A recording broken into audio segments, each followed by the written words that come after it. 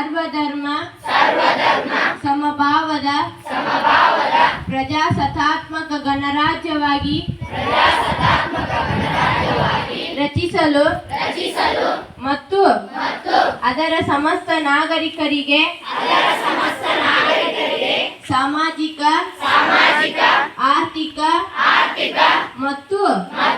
ರಾಜಕೀಯ ನ್ಯಾಯ ವಿಚಾರ ಅಭಿವ್ಯಕ್ತಿ ವಿಶ್ವಾಸ ಧರ್ಮಶ್ರದ್ಧೆ ಹಾಗೂ ಉಪಾಸನಾ ಸ್ವಾತಂತ್ರ್ಯ ಸ್ಥಾನಮಾನ ಹಾಗೂ ಅವಕಾಶ ಸಮಾನತೆ ದೊರೆಯುವಂತೆ ಮಾಡಲು ವ್ಯಕ್ತಿ ಗೌರವವನ್ನು ರಾಷ್ಟ್ರದ ಏಕತೆಯನ್ನು ಹಾಗೂ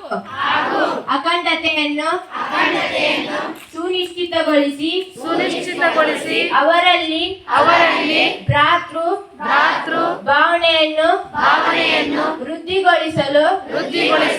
ಶ್ರದ್ಧಾಪೂರ್ವಕ ಸಂಕಲ್ಪ ಮಾಡಿದವರಾಗಿ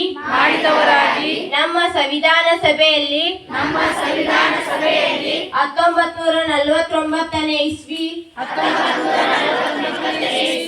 ನವೆಂಬರ್ ತಿಂಗಳ 26ನೇ ತಾರೀಖಾದ ಈ ದಿವಸ ಈ ಮೂಲಕ ಈ ಸಂವಿಧಾನವನ್ನು ಅಂಗೀಕರಿಸಿ ಅಧಿನಿಯಮಿಸಿ ಅರ್ಪಿಸಿಕೊಂಡಿದ್ದೇವೆ